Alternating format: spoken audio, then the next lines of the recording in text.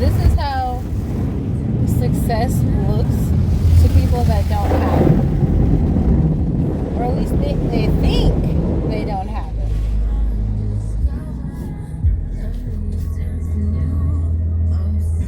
You know why there's so much shame around being assaulted, like sexually, in any age and gender? Is because there's not enough shame behind my daddy's gonna whoop your ass. That was the original shame, and we've lost that. Like, they're like, oh, daddies are the problem? Check. In-house fathers are the problem? Check. Mentally stable men are the problem? Check. And decided that was a bet. They decided it was a bet.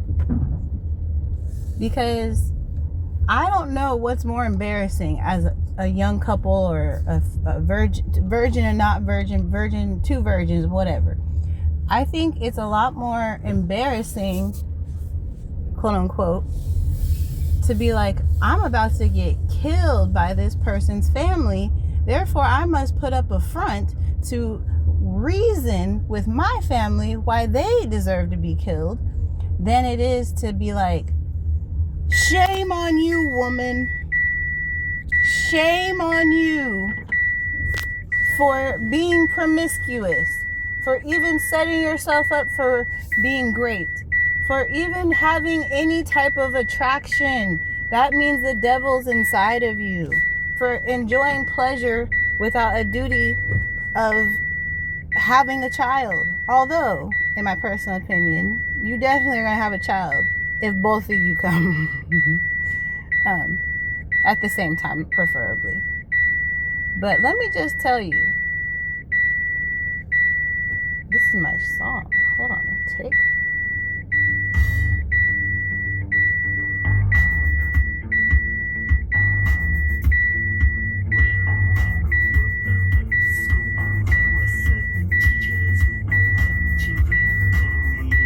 See, I had some great teachers.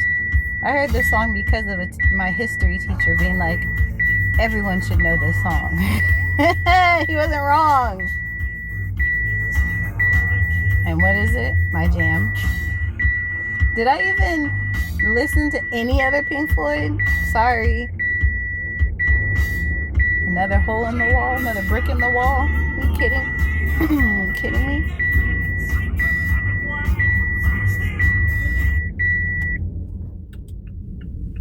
You know, this is like a really big hot topic, I think, ever since like the Schmitty trial. I think I gotta say something that's important about weed, because I feel like there's so many powerful people that make weed seem cool and fun and like this recreational thing. And, you know, oh, I've been doing it since I'm this age. I'm fine. Nothing's wrong with me. All this stuff. They don't mention, the things they don't mention about smoking weed is the clarity that you have when you smoke weed. The fear that you can get from having such clarity when you smoke weed. And I'll say this, if you've ever been traumatized in some way, shape, or form as an adolescent or otherwise, weed is going to expose, it's a tool, really. It's a medicine. It's exposing the gap in your tooth. I shouldn't say gap. The hole in your tooth that you've been denying for a long time because, I don't know, chewing tobacco works? I don't think that's how that works. You've been denying it. And maybe putting off the pain so that you don't have to really face the everyday. Like, that would be excruciating pain every day, to have to still function every day. Hold on. So, what's the difference between it really comes down to whether or not you're innocent. And I think they understand innocence as like this God-given state of being that you lose upon being like dirtied by the world and stuff. But that's not how it works. The world tells you what you're supposed to be and you lose it. The world tells you you're not supposed to continue to be childlike, and you shut it down because it sounds icky. And then on the reverse side, the things that should be shunned away and forgotten as a child turning into an adult are clung onto so desperately that when you are high, it really exposes all that stuff to yourself. So let me just say this: if you smoke weed and are evil, you are exceptionally evil. Like if let's compare it to autism. If you have like that one thing, that tick that is just like satisfies all the itches, being evil and being in your element of smoking weed, it has the ability to make people that smoke weed for medicinal purposes look lazy. That's how evil it is. It's not easy to be lazy now. Everybody needs to eat. Everybody needs to poop. Everybody needs to shower. Everybody needs to have a house. Everybody needs to have their kids taken care of. Everybody needs to have themselves taken care of. So being lazy isn't easy.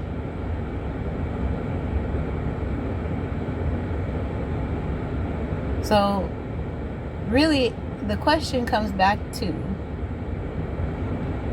if you're evil and you smoke weed and you look at innocent things, when I say innocent, I mean the way that you're supposed to be, and you have some type of disdain for it, some type of anger towards it, most likely, and this is me going on a tangent, most likely it's because you didn't get to experience those things. You didn't, and that's why they mocked Michael Jackson, because he didn't get to experience stuff and he was self-aware.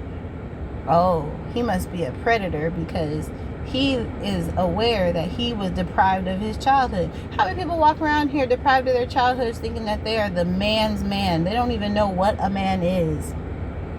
Women don't know what women are. And if they do have some concept of a woman, it's anger towards them. It's hate towards them.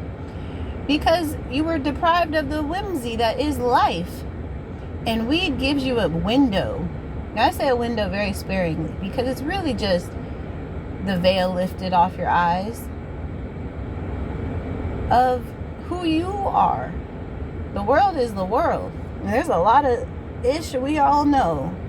But if I'm high and I'm worried about something, it's about progressing myself. It's about being better than in the state that I'm in. If I'm relaxed and I'm not thinking about nothing, it's because my body is finally allowing it to be done. Because my brain has finally shut down enough to relax. If I'm smoking for spiritual purposes, there's a blockage in my soul that I cannot reach physically. And I think that particular type of blockage is where a lot of other drugs come in, especially psychedelics. But you can be addicted to literally turning someone post-virgin to the point where it doesn't matter the age, it doesn't matter who they are. Matter of fact, it shouldn't matter who they are, and it shouldn't matter the age, but especially when you know that your age mattered. It always has mattered. And that's why when you decide to date someone younger or older, that's why it matters the most, because you guys relate beyond those things, not because they just don't matter. But I regress. The whole point of saying all this is to say, when you smoke weed and you're evil, you are the most evil type of evil there is. If you smoke weed and you're good, you have been in a space of uncertainty about what good is. And that's how you know you're a good person, because you're not over here thinking you know what good is. And you're not over here, and we're going to use the word, forcibly trying to make what you believe good to be what is. I will make it so, head ass. I want to give an example of something that's innocent versus somebody making it not innocent. And there's two ways I'm going to describe it. The first one is candy. Well, the thing I'm going to talk about is candy. Now, if somebody, there's many reasons why this can happen. If there's somebody that loved the idea of sweet confection at the drop of a dime in your house, maybe because they had it all their lives and they can't imagine anyone else without it, maybe because they didn't have it all their lives and they now have the ability to have it every day and they can't imagine not putting in the work for it. Maybe they're know that the cost of production versus the cost of, the profit made from it is worth the effort. Maybe they know that this is a popular thing in their neighborhood and all these things, blah, blah, blah, blah. Okay, those are multiple reasons why somebody would want to sell candy. Not all of them because they want to see children smile. Not everybody is like that.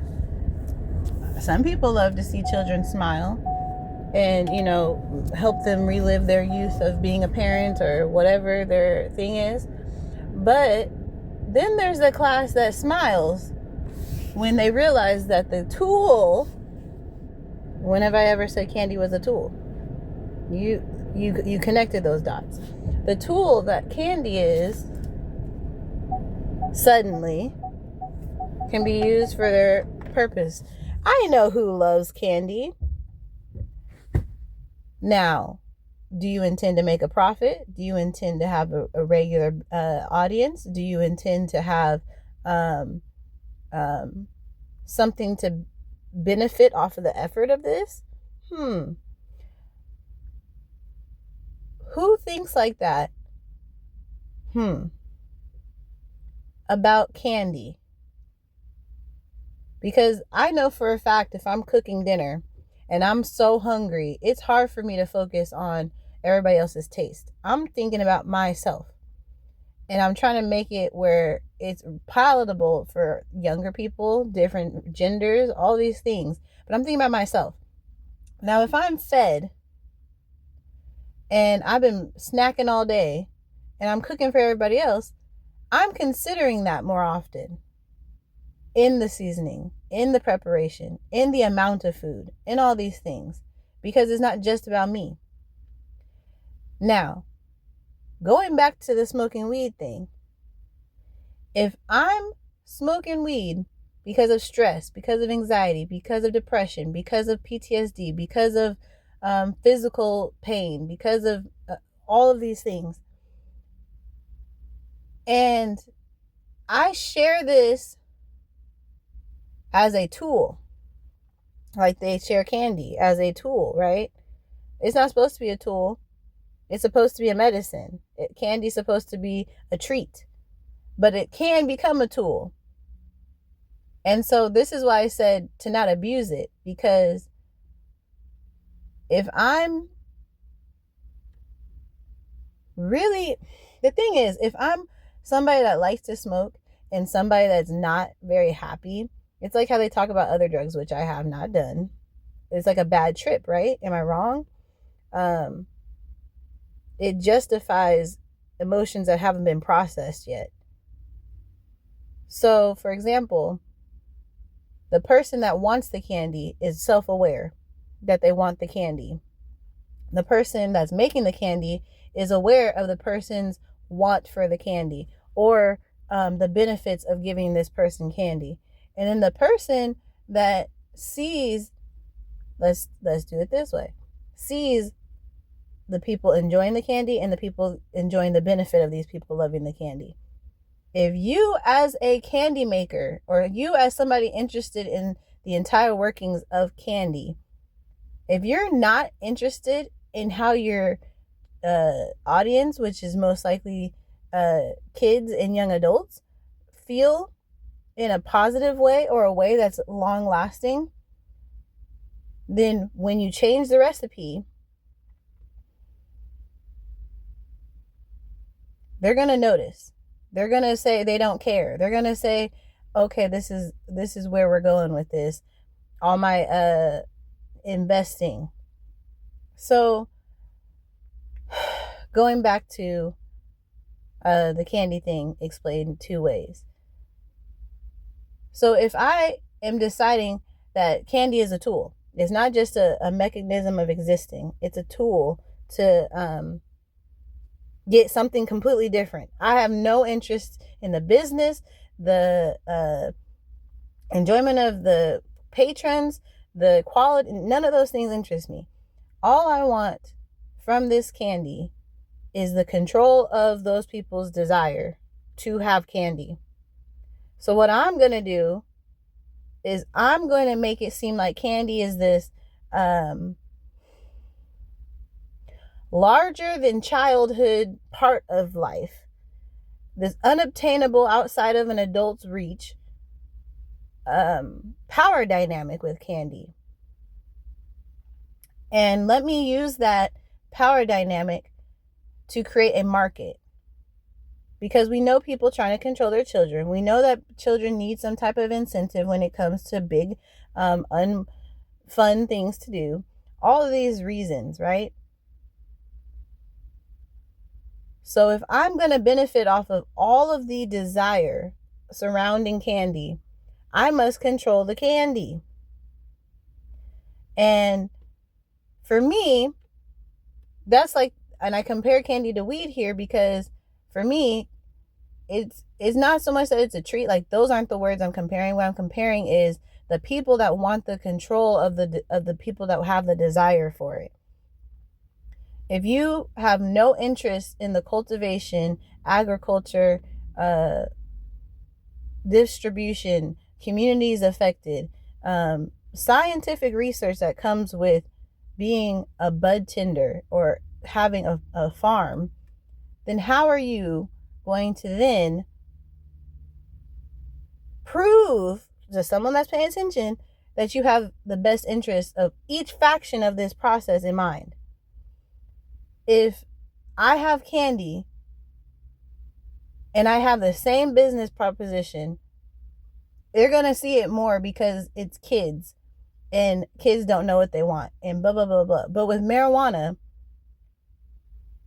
you experience the whimsicalness of being a child, the person, that inner child that they always talk about. The thing that's in you never died. It had to be put away to be protected so that you can live this life we live now. But it never died. So when you smoke, you get that carefreeness of just having a treat. When it comes to your brain, it's like a treat for your brain to not have to sit here and navigate the world at an adult level without some type of cushion, really. Without some type of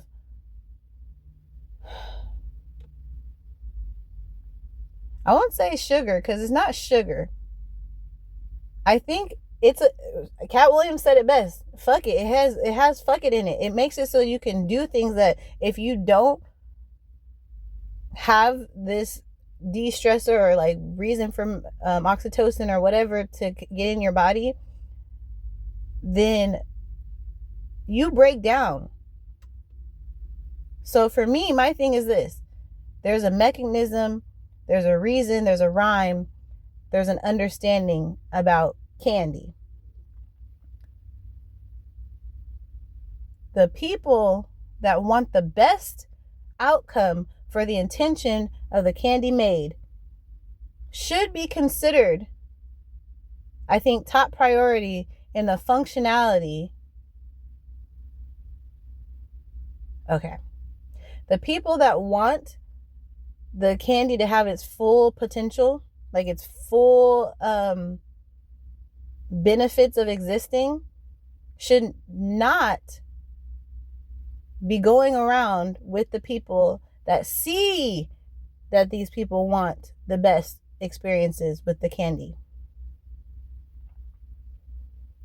That should never have crossed. This is like saying the church and government. I don't know how to compare those things right now, but I've heard that a lot all my life. It makes absolutely no sense to me. If you don't love candy, or if you don't see the benefit of candy,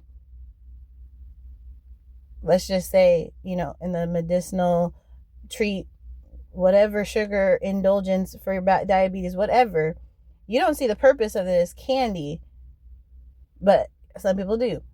There's people that don't and care for it, but they see the purpose and they see the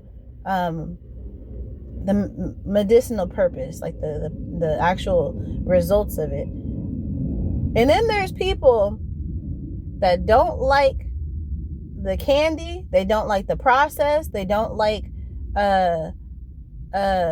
who's enjoying it, they don't like who has to work and the wage that they're getting to get to it. They don't like any of it. And guess what those people do? They do not indulge. It's like pro-life. But the thing about pro-life is that it's so backwards. I'm pro-life because I believe you should be able to kill. I'm pro-choice because I think you should be able to kill, not make a choice. And I'm pro-choice. I'm pro-life because I don't think you should have the choice. I'm pro-choice because I don't think you should have the choice. I don't want to address my uncles, brothers, dads, grandpas. I don't want to address them. So let's just keep addressing the fact that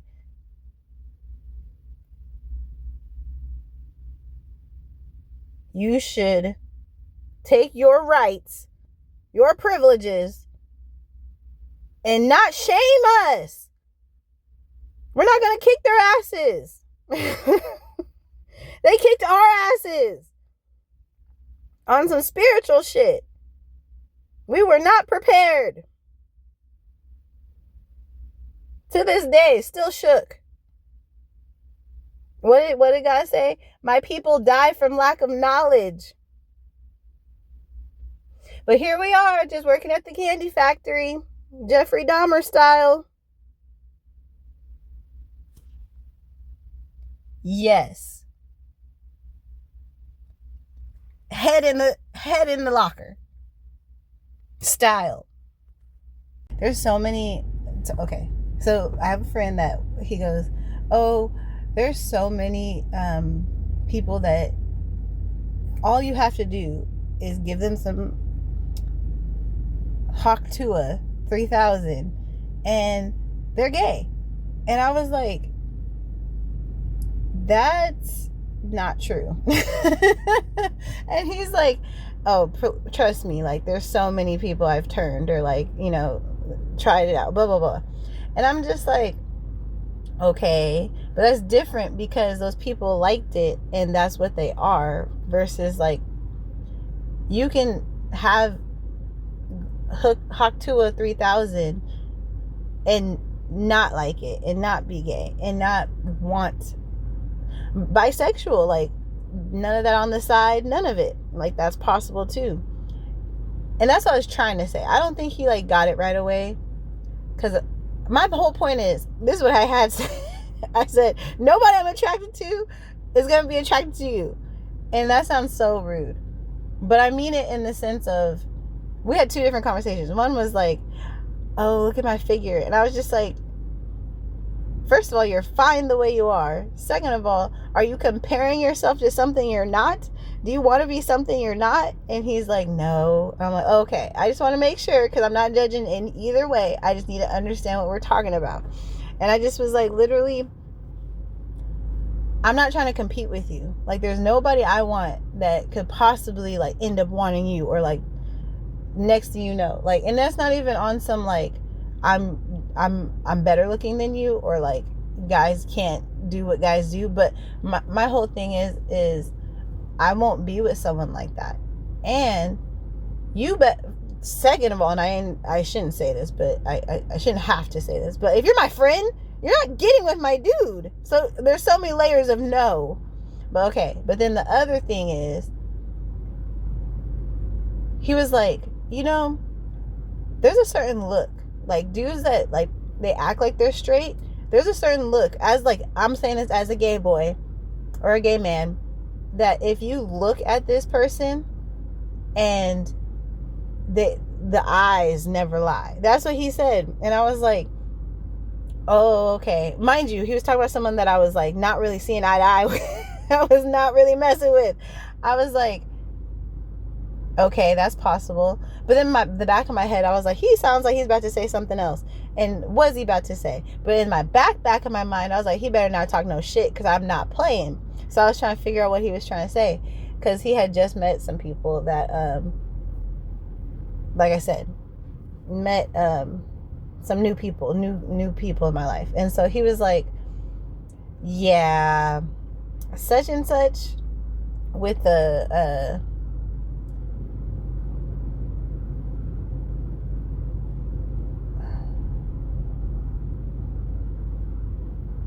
such and such with the car, yeah, he got the eyes. Like, he got the eyes. And he never said anything about anyone else. And I was just thinking all this time, I was like, what if he's right? Because he's never said anything about anyone else. And now I realize, like, he also said something that he didn't say. He also was saying, like, I can tell if you've done things that will make you, like, figure out if you're gay or not. But on the flip side of that coin, it's like, that means you can tell when people have done things to people and they're, like, the result of that thing being done to them. You can tell. And one thing that we had talked about, especially after I had my kid, he was like, yeah, you got to be careful. And that's what he was the friend that was like, get a background check on this person. And I never ended up doing it because a whole different set of circumstances. But he was the one that was like, yeah, that's this and that, blah, blah, blah. And never said it about anybody else. So I was thinking, like, oh, if it's true across the board, what does that mean? But I had to really put in perspective, like, you told me to get a background check on him. Then when I go and visit my family with my kid, I have a picture of her and my brother. And mind you, my daughter has never been outside of my presence at this point. Like, I had went to pick my brother up, and I left her at my family's house so that they could watch her, so I could go pick him up without any, extra stuff in the car. When I get back, she's like, Mom, where have you been? Like, I cannot believe you. So she's been upset, offended, confused for the rest of it. Mind you, this is her birthday, so she don't know what's going on. So when I take this picture of my brother, she been taking pictures with people. She's over it. Got all these random strangers holding her who are family, but she's over it. Not, and you can tell as a kid who she's not, like, she's running away from you. You're not going to hold her, versus, like, she's going to cry because she's mad. So in the picture I'm talking about with my brother, he was like, oh yeah, he was like, watch your brother. Don't leave her around your brother. And I was just like, why would you say that?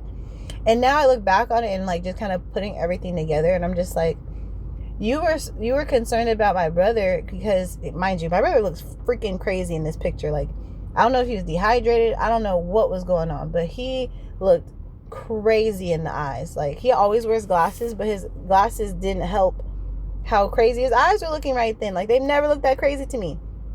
So I'm saying all this because I was like, oh, you're just judging him because he has crazy eyes. Like, that's rude. I mean, shit, I've been told I'm trying to hide my eczema with jewelry. Like, I'm not expecting that to be a serious offensive statement. So I'm not like, why would you say that? But now that I'm looking back on it, why would you assume my brother is a creep? Why would I have a gay man telling me that there's a certain look in certain people's eyes that they have when they've experienced certain things. And mind you, did my friend talk about potential sexual assault? No. But did we talk about sexual assault in the same, not in the same context, but with like the same,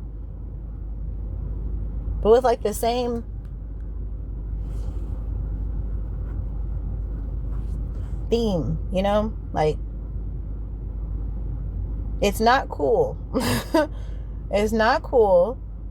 Dudes, thankfully, you know, when you're a dude, you have a better chance of not being so little. But when you're any size, if you can get flipped by a banana peel, anything can happen. So my whole thing is like, that man's been to prison.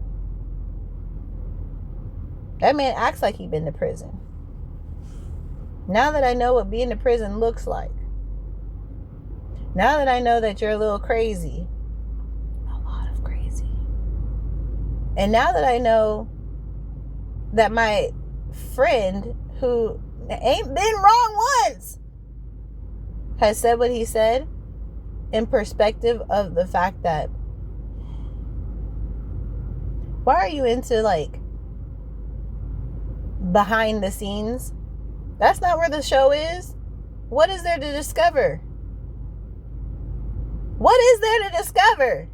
Like, that's another conversation I had with my friend. I was like, I don't get it, because I'm not into it, and yet they keep trying it, and then I have to like keep having this conversation about like, that's not what gets me there, because if we do stuff, I have to already be on 10 before I can get to the next thing. And even then, that's not necessarily, I'm sitting here like, oh, I can't wait for that part.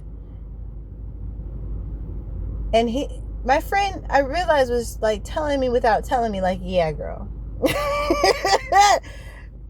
But turns out I don't like that man anyway. So my point still stands. Nobody I like is gonna like you, friend. And I love you to death. And I bet you 110% nobody you like is going to like me. Because that's not the one for you. Period. I want to say this too. My brother may or may not like me as a person most of the time. But one thing I know for facts is that he loves me. And when I say that, I mean, not in some haha Khloe Kardashian stuff. And I don't mean in some type of way that has to do with any trauma that either one of us experienced. I think that should be said.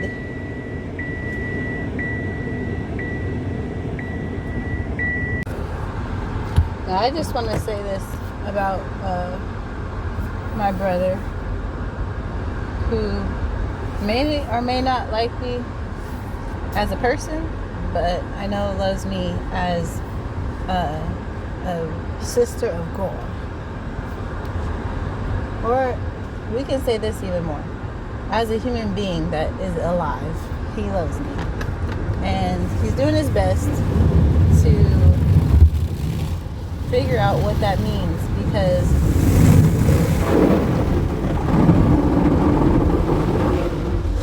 both of us have experienced a lack of love and a lack of guidance and confidence. And that's what sucks. I think the worst is just when someone isn't confident in you, plus they, assume that you don't want to try. They're not giving you the room to mess up. They're not giving you the room to learn. And eventually you kind of shut down. You're just over trying to, one, explain where you're coming from, using the words that you can best manage. Two, appeasing somebody that doesn't seem to have the patience to understand the real issue. And or three, not being able to be heard because the issues you have are too close to the issues that they have. or even 5, being completely the issues they have being ignored, the issues you have being ignored, and then the current day problems just piling up one after another day. My brother only wants the best.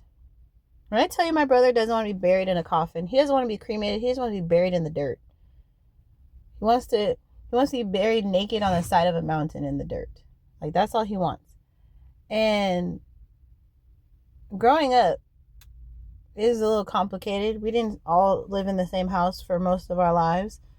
But when we did spend time with each other, it was the goal to leave each other alone as much as possible, because we all have our own thing we're doing, and then also respect each other's place in the family.